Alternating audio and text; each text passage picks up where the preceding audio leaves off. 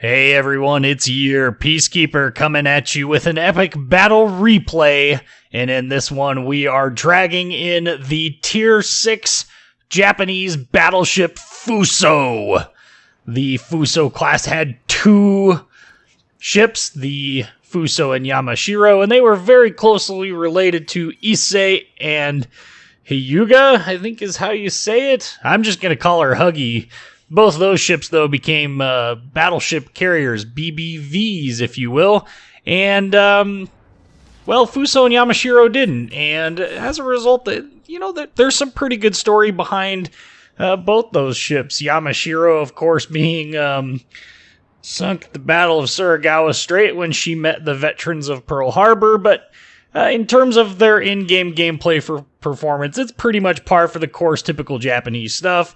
Very fast for the tier. Well, maybe not the fastest for the tier, but certainly fast enough for the tier. Very accurate, relatively hard-hitting guns. But what makes this battle interesting is because we take the Fuso out of her comfort zone and throw her into an all-out brawl. Of course, there is a cyclone that comes into play at the end of this, so I guess caveat emptor for those who like to question my tactics on some things. That it certainly wasn't my first choice to get into a brawl, but it ended up working out in our favor. So right off the bat here, we are going to head, this is Estuary, we are going to head to the west side of the map. Unfortunately, we don't have any support at all. But because we are a Japanese battleship, we don't always need support. Pretty much all we really need is somebody to spot. Because look at the shell dispersion. Now that Colorado couldn't have a prayer in hell of actually returning said dispersion pattern towards me, but it is what it is. Fuso has a 28-second reload. Also, I feel obligated to point out that at the time of this battle, this captain had 0 points allocated on anything, and he was only a 1, maybe 3-point captain, because I've only ever played 2 battles in Fuso. You're looking at one of them. The other one was really bad. It was like 34,000 damage or something like that, where I'm trying to figure out the gunplay on it. Okay, so it's really just us and this, Fubuki over here. She's doing her best, but we're running out of options here. Okay, we'll shoot at that Belfast. In spite of the island indicator there, it did manage to clear the island. We're praying that we can get some good hits on him, because Belfast is soft. We want to kill Belfast. We got an overpen. At the beginning of this match, honestly, I was thinking to myself, man, this is going to be a repeat of last match, because last match, it was just painful. Without expert marksman, the turrets on this thing just turned like freaking glaciers, and it's really not, it wasn't that much fun to play the first time around. I was like, man, this really isn't any fun. Like, Congo was fun.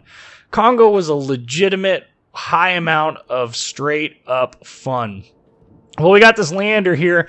We're going to go ahead and we're going to head back towards our cap and pray that we can get some decent action on over there, because it looks like they're kind of pushing through the mid, or they're hanging out in their base. So this Leander is going broadside to us. Can we get a Citadel? Pray to RNGesus. First salvo of 6 out. And yes! Alright, so this thing can Citadel cruisers. Now granted, it's a Leander. If I was in New Mexico at this range, it'd probably have popped, but that's a different story for a different time. Second salvo is out on the Leander. Can we? Can we? Yes. We have robbed him of all of his vital life resources. Now we're switching to a fellow clansmate. I'm not even going to begin to pronounce that. He didn't even say hi to me, so he doesn't deserve it. 2 shell penetrations. We're up to 33,201 damage already in this battle, and we're just kind of running in circles here. I mean, Fuso's turret traverse is really bad, so I don't recommend doing a whole lot for turret traverse. We're going to wait for those other rear guns to come back up. I do prefer salvo fire to any other type of fire. Kind of fishing around here for some other targets because, well, that Miyoko disappeared. We got a Belfast that's hidden behind it. Ooh, what's this? What is this in the distance? A New Mexico. Maybe we can get those rear guns to bear on him. Crap. Or not. Well, fine then. Maybe he'll pop up now. Maybe. No. Okay, well, I don't know really what to do in this at this point. It's kind of like, well, maybe something will pop up, and sure enough, look what pops up. A broadside Belfast. Surely this is going to end poorly for him, right?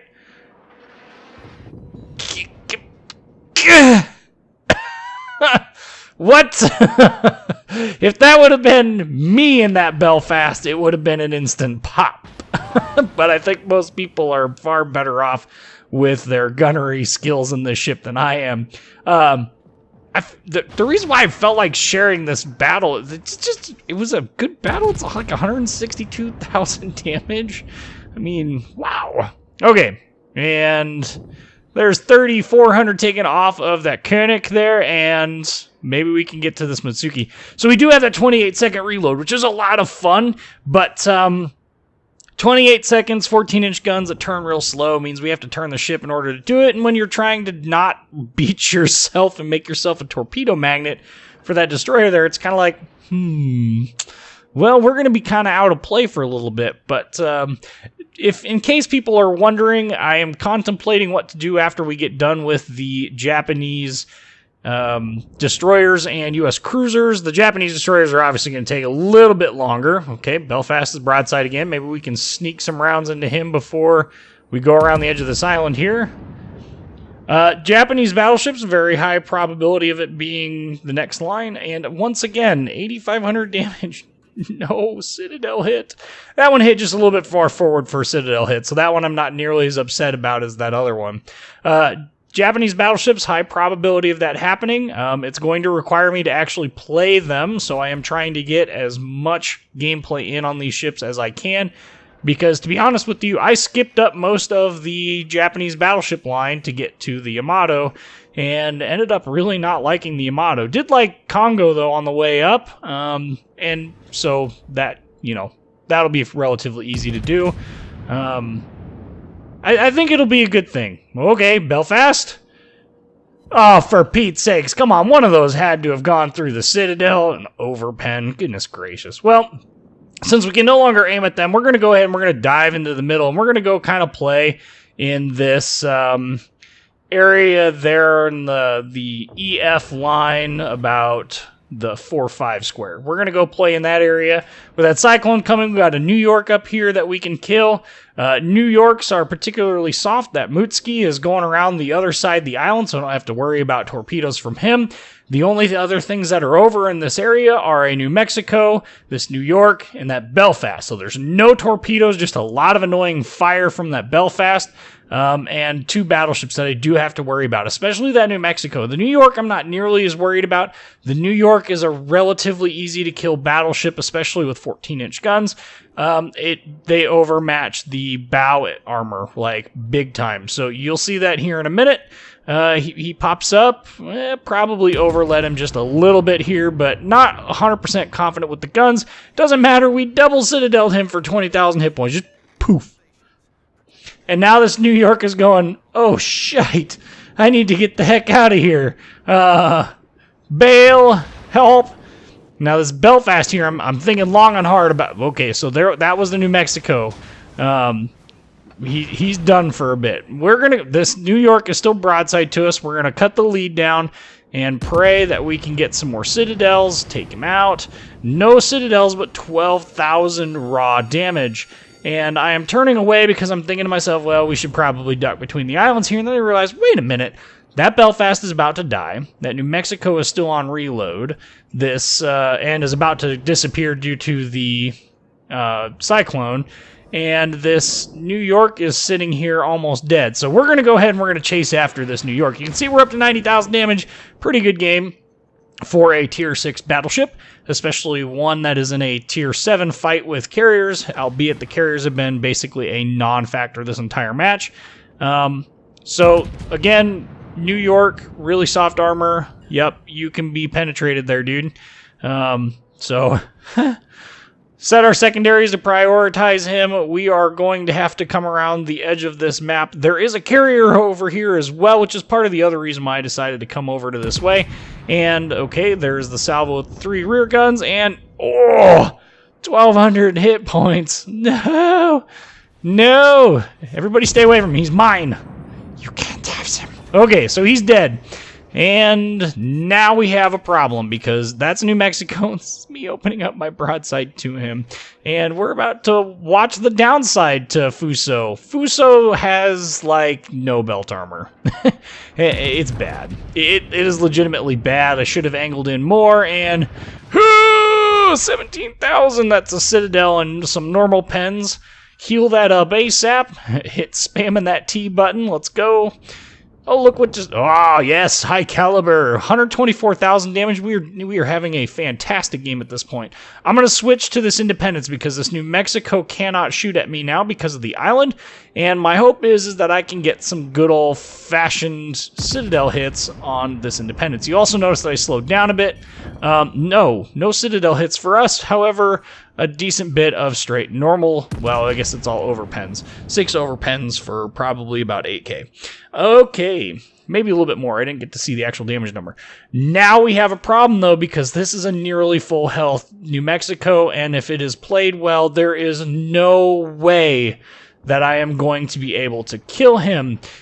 Thankfully, something interesting happens. So we're gonna stay angled because, for one, he's not aimed at us right now, which is his own fault. But yes, you'll see that 9,000 damage. And in that 9,000 damage, we removed a turret completely out of play. And so I'm going to angle the other way, and I know that puts my guns at a disadvantage, but my other option is to ram him, and no thank you. We are going to continue to try and turn to bring all these guns to bear. This is a turn fight, but the important factor here is you want a time when his guns go off. Okay, so there's 13,000 more damage. We're going to wait till we see his guns go off, and then we're going to turn and go straight. Okay, so his secondaries are still going. We are going straight now, and I am turning away. And the reason for this is quite simple. 1, his guns can't keep up. 2, if he keeps turning towards me. Okay, so there his main guns just fired at me. And boom, down he goes. You definitely want to stay angled to those as long as you can, and with those guns he couldn't quite do it. 162,858 damage, 3 kills, 4 Citadel hits. Top of the team with 2,093 base XP, of course, Confederate high caliber thrown in there. And I think Dreadnought as well. There's all of the damage report and the credits and XP screen. But anyway, with those pass-bys, you definitely want to make sure that at some point you go straight, because if they keep turning, they're going to open up their broadside to you, and that's when you punish them. Anyway, I'm your Peacekeeper. You guys know the drill. Like, comment, subscribe, and thank you very much for watching.